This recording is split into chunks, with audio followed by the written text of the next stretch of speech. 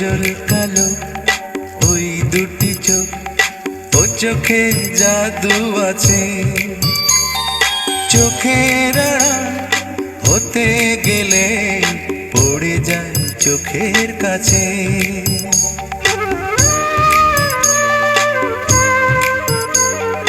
গোলাপ রাঙা ঠোঁটে তোমার মায়াবী মধুর হাসি,